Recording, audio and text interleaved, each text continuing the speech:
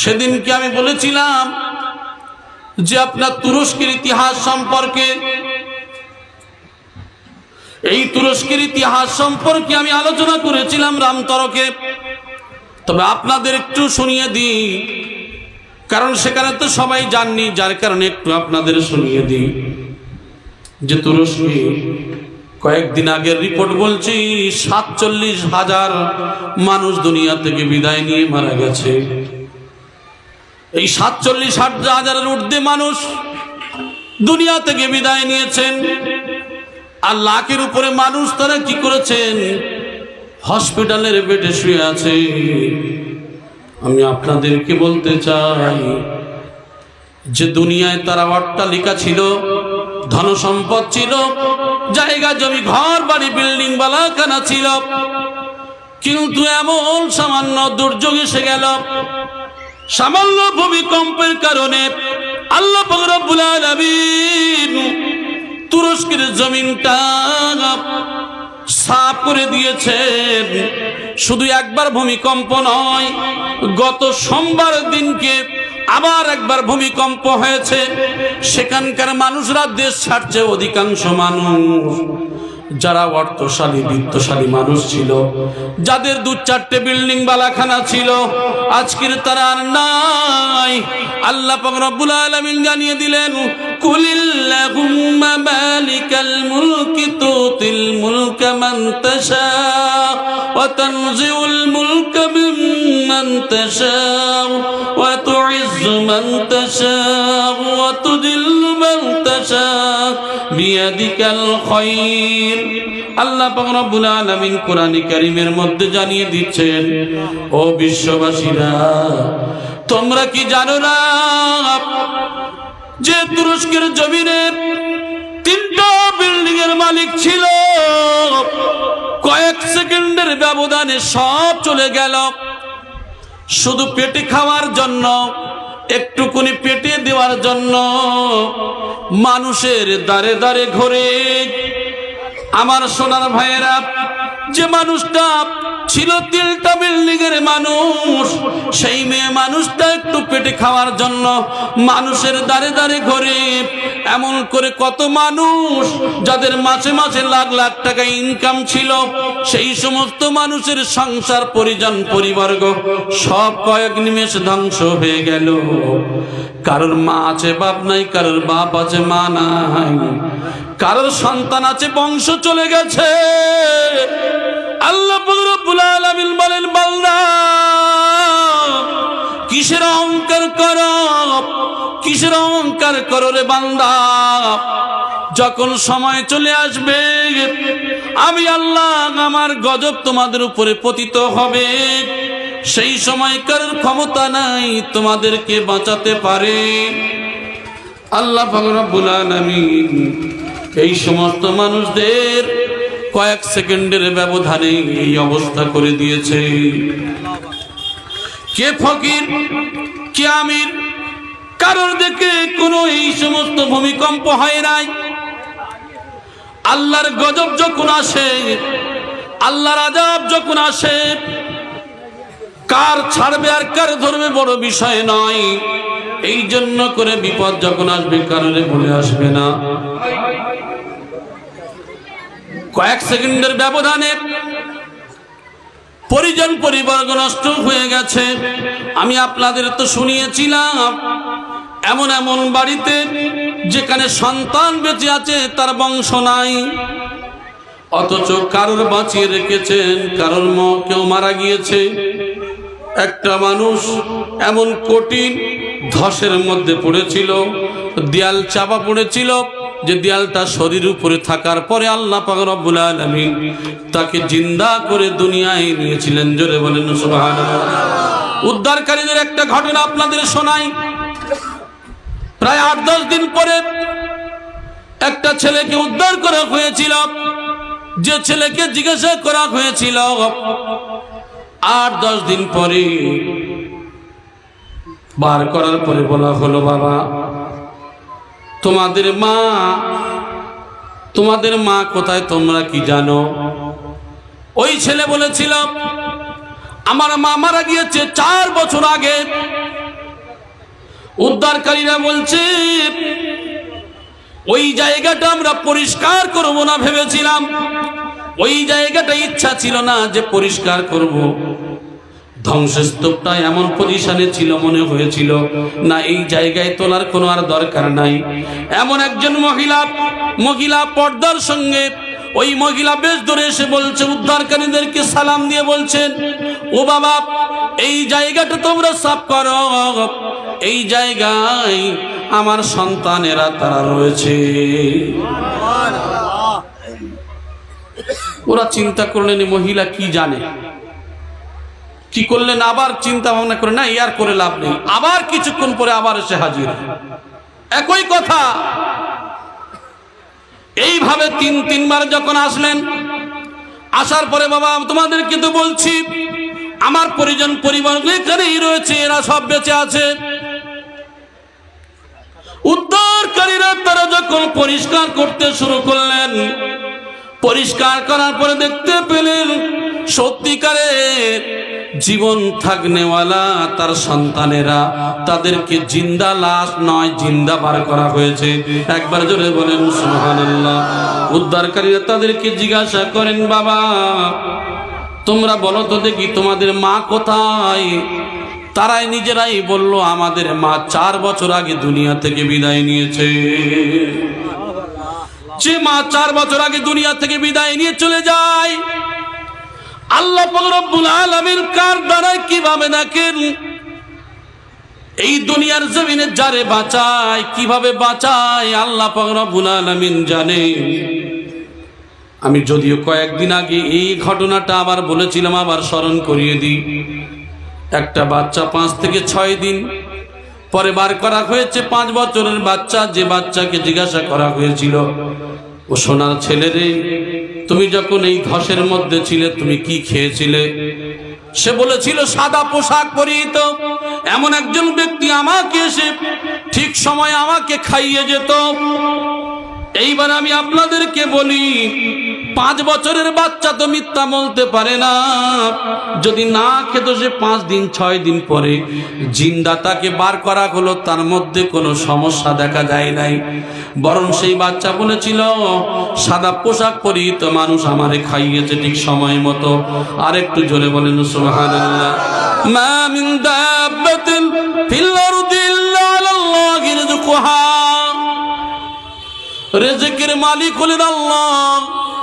আমি বলেছিলাম আল্লাহর নবী 1450 বছর আগে বলে দিয়েছেন, অবিশ্বের মানব জাতিরা এমন একটা সময় আসবে যেদিন আল্লাহর নবী জানিয়ে দিয়ে গেছেন, এই সমস্ত কিছু কিছু কিয়ামতের আলামত গুলো যখন দেখবে তোমাদের উপরে গজব চলে আসবে। ছোট গজব তো প্রায় সবই ওপেন হয়ে গেছে, বড় গজবের মধ্যে একটাই হলো যে হযরতে ইমাম মেহেদীর আগমন ঘটবে।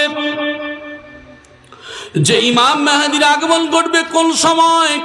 যে সময় মুসলমানেরা নির্যাতিত থাকবে, মুসলমানরা বড় কষ্টের মধ্যে থাকবে, এমন একটা সময়ে ইমাম মেহেদীর আগমন ঘটবে।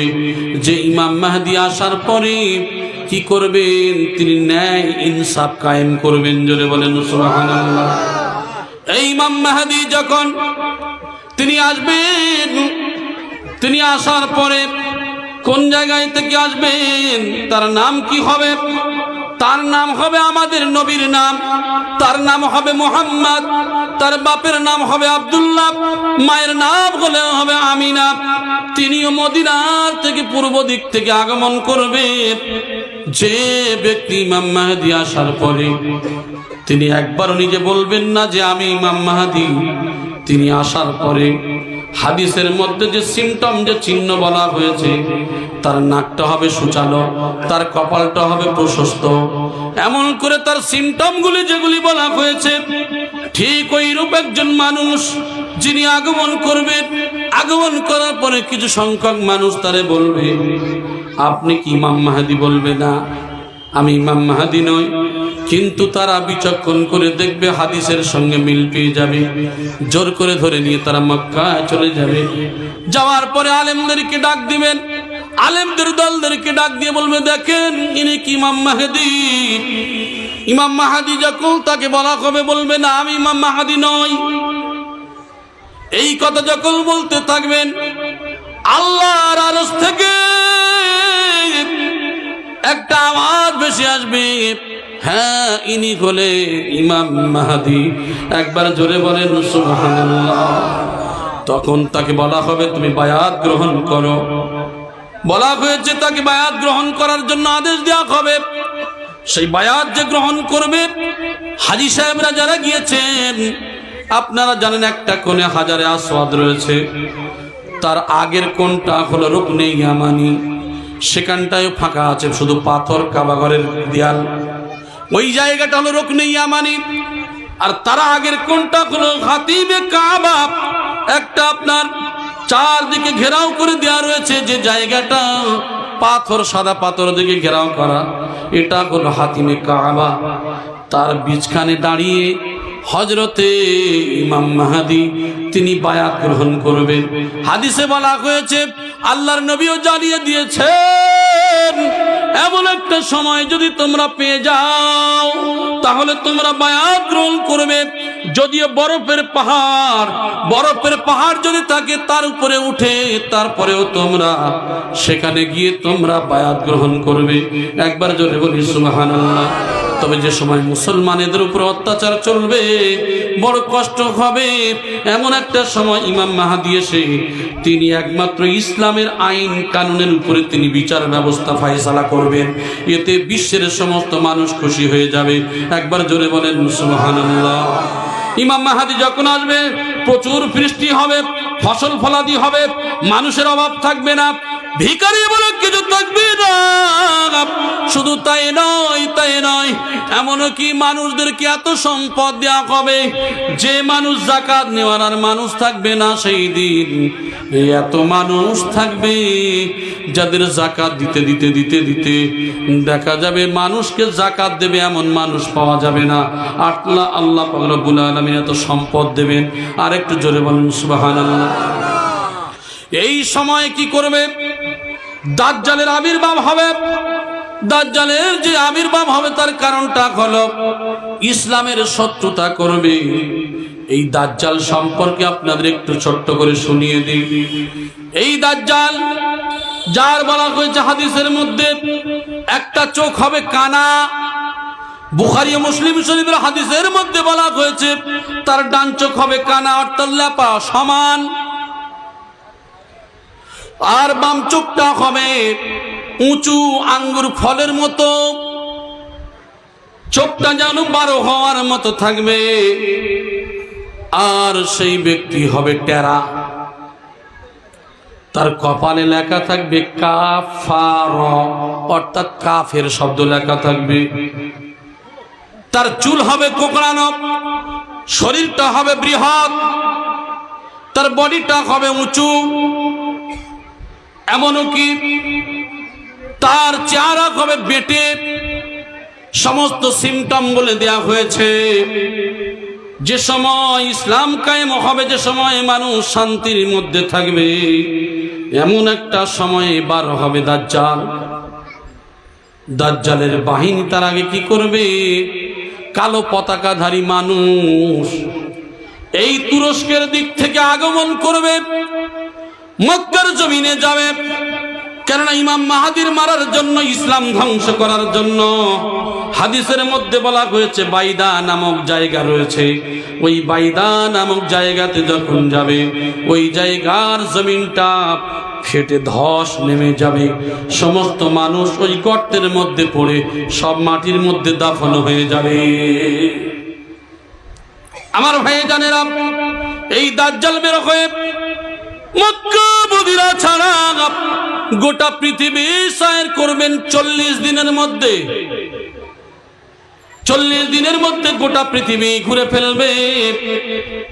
আল্লাহর নবী সাল্লাল্লাহু আলাইহি ওয়াসাল্লাম ইনি মেম্বারে রাসূলের উপরে উঠে লাঠিটা এমন ঠক্কর দিয়ে দাজ্জাল সম্পর্কে আলোচনা করতে গিয়ে এমন করলেন, সাহাবায়ে কেরামরা বলছেন আমরা মনে করলাম পাশে একটা খেজুরের বাগান ছিল, মনে হয় খেজুরের বাগান থেকে আওয়াজ আসছে, মনে হয় দাজ্জাল খেজুর গাছের বাগানে লুকিয়ে আছে।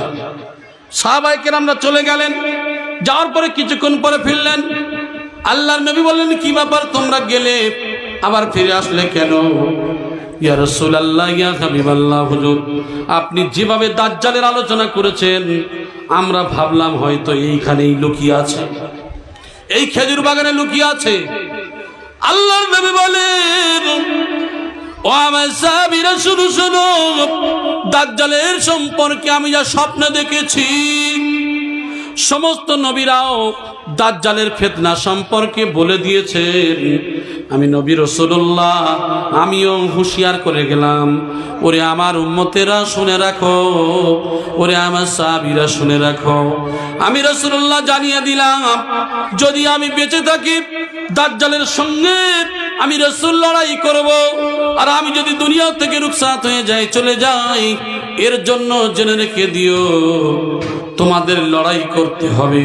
তবে মুমিন যারা তারা বেঁচে যাবে, আর কমজোরি মুমিন যারা, ঈমান হারা যারা, এরা দাজ্জালের ফিতনায় পড়ে ঈমান ধ্বংস হয়ে জাহান্নামে চলে যাবে। তাহলে তোমরা বেশি বেশি করে দাজ্জালের আলোচনাটা তোমরা বেশি বেশি করে করবে, দাজ্জালের কথাগুলি বেশি শুনবে। দাজ্জাল কেমন ব্যক্তি, যেটা আমাদের সম্মুখে সেই সময় আগমন ঘটছে। আমার ভাইজানেরা, এই দাজ্জালের চেহারা সম্পর্কে আলোচনা করলাম। তামিমে দারি রাদিয়াল্লাহু তাআলা আনহু, তখন তিনি ইসলাম কবুল করেন নাই, ইনি একজন খ্রিস্টান ব্যক্তি ছিলেন। তামিমে দারি তিনি কি করেন, লাখম ও জুজাম গোত্রের 30 জন মানুষকে নিয়ে ইনি কি করেছেন, 30 জন মানুষকে নিয়ে চলতে শুরু করলেন সমুদ্রে। সমুদ্রে চলতে চলতে ঢেউয়ের টানা পড়ে ঢেউয়ের সঙ্গে খেলতে খেলতে খেলতে খেলতে তার নৌকা, তার কিস্তি 1 মাস হয়ে গেল কিনারায় না এসে। ওই নৌকাটা ভাসতে ভাসতে 1 মাস পরে এমন একটা দ্বীপের কাছে পৌঁছে গেছে, যে দ্বীপের কাছে যাওয়ার পরে ওই দ্বীপের কাছে গিয়ে ওই দ্বীপের উপরে উঠে পড়লেন 30 জন মানুষ। 30 জন মানুষ দ্বীপে উঠলেন, উঠে দেখেন এমন একটা প্রাণী দেখতে পেলেন, যার সারা শরীরে চুল ভর্তি, লম্বা লম্বা পশম, যার সামনে এবং পিছনে কিছুই বোঝা যায় না। প্রাণীর সামনেও কিছু বোঝা যায় না, পিছনেও বোঝা যায় না কোনটা সামন আর কোনটা পিছন, লোম কত বড়। এরা একটু ভয় পেয়ে গেলেন, 30 জন ব্যক্তি ভয় পেয়ে গেলেন। ভয় পেয়ে তারা আজকে উঠে বললেন, কি ব্যাপার, তোমরা কারা, তুমি কে, আপনারা কোথা থেকে এসেছেন? আমরা মক্কা থেকে এসেছি। যান, আপনারা ভিতরে যান, ওই ঘরের মধ্যে আপনাদের জন্য অপেক্ষা করছে। ইনি জানলেন কি করে আপনাদের জন্য ওই ঘরে এমন একজন ব্যক্তি অপেক্ষায়? তবে আমি গোলাম, এনার পাহারাদার। আপনারা মক্কার মানুষ না হলে আপনাদের ধ্বংস করার ক্ষমতা আমার থাকত, কিন্তু তার আগে জানিয়ে দিয়েছে মক্কায় থেকে কিছু মানুষ আসবে এমন একটা সময়ে, যে সময় দাজ্জালের আবির্ভাবের পূর্বে। আসার পরে তারা ওই ঘরের দিকে গেলেন, যাওয়ার পরে একটু ভয় মনের মধ্যে, 30 জন ব্যক্তি ভয় মনের মধ্যে রয়েছে। দেখেন এমন একজন ব্যক্তির 2টা হাত ঘাড়ের সঙ্গে শিকল দিয়ে বাঁধা, পায়ে 2টা হাঁটুর সঙ্গে এমন করে গুটিয়ে বাঁধা শিকল দিয়ে। জিজ্ঞাসা করছেন, কি আপনি? বলে, আপনারা কোথায় থেকে এসেছেন? বলে, আমার জানার আগে তোমাদের কাছে বলতে চাই, তোমরা বলো তো, যে জুগার নামক যে বাগান রয়েছে, জুগার নামক যে কুয়া রয়েছে, এই কুয়ার খবর বলো, এই নদীর খবর বলো, এখানকার অধিবাসীদের খবরগুলি বলো। এরকম করে করে বাইশান নামক খেজুর গাছের কথা বলো। একটা একটা জায়গার নাম যখন জিজ্ঞাসা করলেন, বলেন আপনি কি বলতে চাইছেন এই জায়গার সম্পর্কে? বলে, এই জায়গায় কি, এই বাগানে কি খেজুর এখন হচ্ছে? বলে, ভালো ফসল ফলাদি হচ্ছে। বলে, না, তোমরা জেনে রেখে দিও, বেশি দিন পরে ওই খেজুর গাছের ফল ধরবে না। ওই বাগানে যেভাবে খেজুর হচ্ছে আর খেজুর হবে না, বন্ধ হয়ে যাবে। ওখানে বাঁধা আছে শিকলে, ওখান থেকে কি বলতে চাচ্ছেন? বলতে চাচ্ছেন কিয়ামতের আলামত দাজ্জালের আবির্ভাবের ঘটনা ওখানে যে বাঁধা রয়েছে সেই বলে দিচ্ছে। বলা হয়েছে ওই ফলগুলি বন্ধ হয়ে যাবে। সত্যিকারের যারা গিয়েছেন দেখবেন ফল আস্তে আস্তে করে সেখানে সেই গাছের ফল আজ কম করে যেভাবে ফলন ছিল অনেক গাছ বন্ধ হয়ে গেছে। তারপরে আবার ভবিষ্যৎবাণীও জানিয়ে দিলেন যে সমুদ্রের কথা বললেন, ওই সমুদ্রের পানিগুলো সম্পর্কে জিজ্ঞাসা করলেন, হ্যাঁ সমুদ্রের পানি অনেক, সেখানকার চাষবাসও ভালো হচ্ছে। বলে না, আর বেশি দিন হবে না, একই পরিস্থিতি শুকনো শুরু হয়ে গেছে। আপনারা জানেন যে সমুদ্রের পানি শুকিয়ে যাবে, সোনার পাহাড় সেখান থেকে উত্থিত হবে। আমার ভাইরা, সমুদ্রের পানি শুকনো কত কঠিন, অটোমেটিক সেই সমুদ্রের পানি প্রায় 2-3 ভাগ শুকনো শুরু হয়ে গেছে। তবে বললেন যে বলো দেখি, মক্কায় যে ছেলেটা জন্ম নিয়েছে মোহাম্মদ নামে, ওই মোহাম্মদ কি তিনি সেখানকার বিজয় লাভ করেছে না হেরে গিয়েছে? বলে না, বিজয় লাভ করেছে। তিনি কি মক্কা থেকে মদিনায় হিজরত করেছেন? বলে হ্যাঁ, মদিনায় হিজরত করেছে। মক্কা মদিনার মানুষরা তাদেরকে কেমন মানে? তাদেরকে অনেকেই মানে। বলে যারা মেনেছে তারা ধন্য, যারা মানতে পারে নাই তারা ক্ষতিগ্রস্তের মধ্যে। অথচ সে দিনের শত্রু, ইসলামের শত্রু। এই ঘটনাটা পুরোপুরি তামিমে দাঁড়ি তার সঙ্গী সাথীদেরকে নিয়ে সবকিছু করলেন। এগুলি নিয়ে রাসূলুল্লাহ সাল্লাল্লাহু আলাইহি ওয়াসাল্লামের কাছে যখন বললেন, আল্লাহর নবী বললেন, তুমি যা বলেছো সব সত্য বলেছো। জোরে বলুন সুবহানাল্লাহ। ইসলাম কবুল করেছিলেন। এই দাজ্জালের আবির্ভাব সম্পর্কে বলা হয়েছে পূর্ব দিকের সমুদ্রের আপনার কোন দিক থেকে উনি আগমন করবেন, 40 দিনের মধ্যে কি হবে, তিনি গোটা পৃথিবী সায়ের করে ফেলবেন। তার এক হাতে থাকবে জান্নাত, এক হাতে থাকবে জাহান্নাম। তবে দাজ্জালের জান্নাতটা হবে মুমিনদের জন্য জাহান্নাম। এইভাবে তিনি আকাশকে বলবেন, এ আকাশ তুমি বৃষ্টি বর্ষণ করো। বৃষ্টি ঝমঝম করে শুরু হয়ে যাবে। জমিন তুমি ফসলে ভরিয়ে দাও, ফলে ভরিয়ে দাও। সঙ্গে সঙ্গে ফসল ফল মানুষ দেখতে পাবে। এক কথায় যে কথাগুলো বলবেন সেগুলো ঘটলে কমজোরি ইমানদার যারা বলেন তো দেখি, যে খোদা দাবি করলে মেনে নেবে না নেবে না, কথা বলো।